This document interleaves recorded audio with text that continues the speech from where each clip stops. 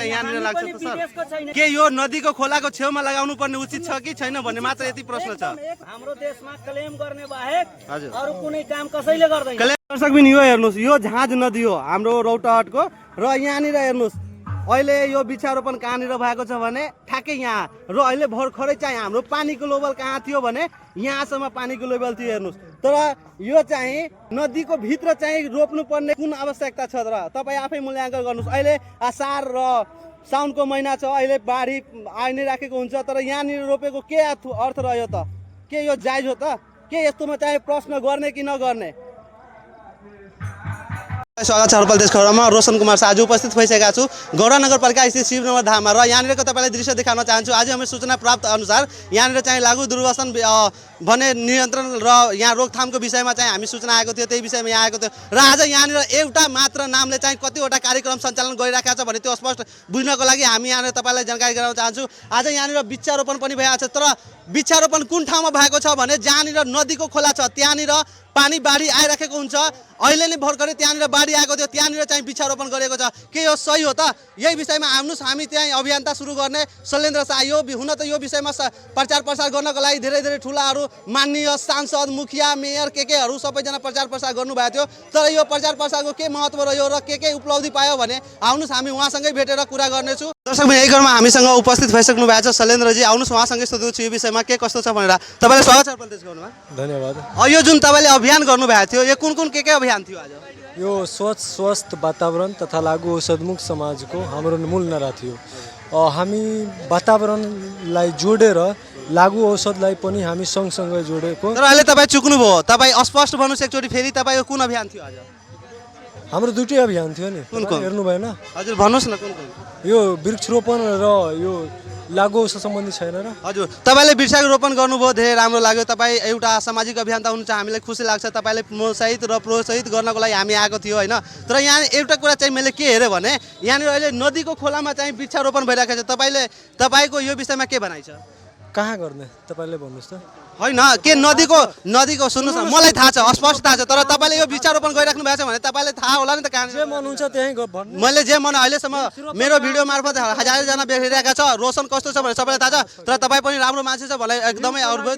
तर सुन्नुहोस् म अहिलेसम्म भ्युजको पछाडि गएको छु, तर यति मात्र भनिदिनुहोस् के नदीको खोलामा रोपेको भए राम्रो हुन्छ त? एकदम राम्रो हुन्छ। त्यहाँ बाढी पहिरोले त्यो यसमा कुनै बजेट सडियल पनि आएको छ के छ जनता जान्न चाहन्छ, त्यति मात्र जानकारी गराइदिनुहोस्। कतैबाट कुनै सम्बन्धित निकायको पनि बजेट आएको छैन। यसमा हामी आफैले चन्दा 1000-2000 उठाएर यस्तै गरेछौँ। हस्, तपाईँ आफ्नो कार्य राख्नुहोस् र धन्यवाद तपाईँ। दर्शक जस्तै कि उहाँको भनाइ सुनिन सक्नुभयो, उहाँले के भन्नुभयो भने हो त्यहाँनिर नदीको खोलामा रोप्नको लागि ठिक छ। उहाँले आफ्नै मुखमा भने मैले कुनै आफ्नो मैले आफ्नो मनबाट बनाएर कुनै कुरा भनेको छैन। र रह्यो कुरा कहाँनिर रोप्नुपर्ने नरोप्नुपर्ने जुन व्यक्तिले जस्तो कुनै कार्यक्रम सञ्चालन गरिराख्नु भएको छ उहाँलाई नथाहा भएको भए कसलाई थाहा हुन्छ? यही विषयमा थप जानकारी हामी तपाईँलाई दिने नै छु। यो भिडियो हेर्नुहोस्, धन्यवाद। नमस्कार, अहिले हामी शिवनगर धाममा छौँ र यहाँनिर दृश्य हेर्न सक्नुहुन्छ। यहाँनिर चाहिँ वृक्षारोपण भइरहेको छ र यो वृक्षारोपण कहाँ भइरहेको छ भने स्पष्ट रूपमा हेर्न सक्नुहुन्छ। यो चाहिँ नदीको छेउमा भइरहेको छ। बाढी आयो भने के यो वृक्षहरू बाँच्छ त? यहाँनिर लाग्छ त?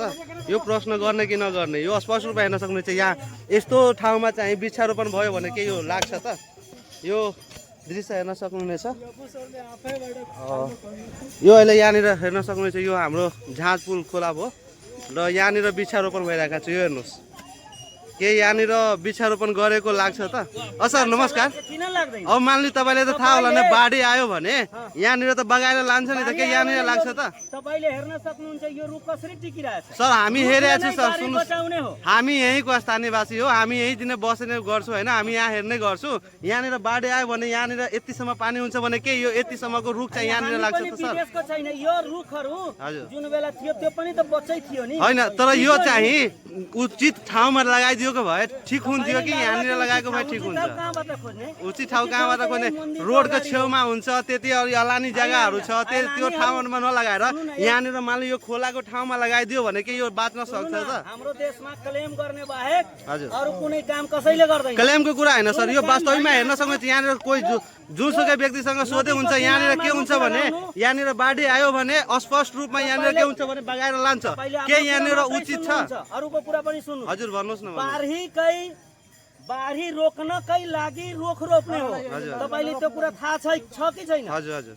तर यो सावनको महिनामा अहिले त बाढी के अरे त रुख सुन्नुहोस् सर अहिले त बाढीको मौसम छ नि अहिले त पक्कै पनि बाढी आएर यो बगाइरले त लान्छ यही चाहिँ अन्य टाइममा चाहिँ लगाइदिएको भए त हुन्थ्यो नि त सर वैशाखमा रुख रोपेर काम छैन हजुर श्रावणमा रोपियो भने तो लाग्छ हजुर बिरुवा रोपिरहेको सम्बन्धित व्यक्तिसँग सोध्नु न किन रोप्दैन ठिक छ सम्बन्धित व्यक्ति को छ हामी त उहाँको चाहिँ हेरेको त्यही भएर उहाँसँग सोधेको यो अभियान चाहिँ यो कार्यक्रम शैलेन्द्र यादवजीले यो कार्यक्रम चाहिँ आयोजना गरेका छ यो कार्यक्रममा उहाँको लागु पगारमा अहिले हाम्रो समाज फसेको छ युवाहरू त्योबाट निकाल्नको लागि र सरसफाइमा चाहिँ उहाँहरूले राख्नु भएको थियो यो हाम्रो एउटा जन्मदिनलाई 70 अभियान अन्तर्गत वृक्षरोपण कार्यक्रम छ यो देशभरि चलिरहन्छ लगभग आजदेखि अहिलेदेखि 75वटा जिल्ला छ त्यसमध्ये 30वटा जिल्लामा चलिरहेछ आइजी लगायत हामी यसमा समर्थन छौँ तर मेरो प्रश्न यहाँ मात्र एउटा छ कि के यो नदीको खोलाको छेउमा लगाउनु पर्ने उचित छ कि छैन भन्ने मात्र यति प्रश्न छ एकदम उचित छ कसरी अहिले बाढी बगाएर लाग्यो भने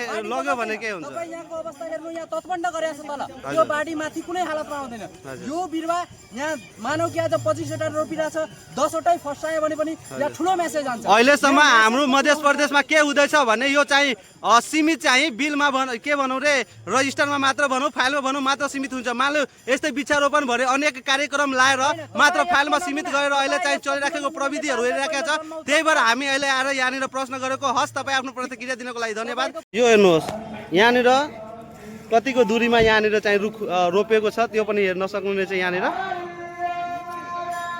र म यो वृक्षारोपण गर्ने कार्यक्रमलाई धन्यवाद दिन चाहन्छु तर म के भन्न चाहन्छु भने कि मात्र यहाँनिर के यो रोपेको उपयोग हो र यहाँनिर रोपेको कुरा यो सही हो त कि यो ठाउँ बाहेक अन्यथा यहाँनिर हेर्नुहोस् यहाँ यति कचरा छ के छ आज त मात्र देखाउनको लागि यस्तो वृक्षारोपण के गरिहाल्नुहुन्छ तर भोलिको दिनमा फेरि यही रुखमा पानी हाल्ने व्यक्ति को हुन्छ त यो कुरा सोध्ने कि नसोध्ने यो कुरा सोध्यो भने के हामी पत्रकार नै नराम्रो भयो त आज त ठिक छ आज त देखाउनका लागि खान्यो हलायो पानी हाल्यो तर भोलिको दिनमा यहाँनिर फेरि को ल्याएर हेरचाह गर्ने यहाँनिर यो सुरक्षा भएन भने यहाँबाट अब गाई भैँसी या फेरि केहीले चोरिदियो भने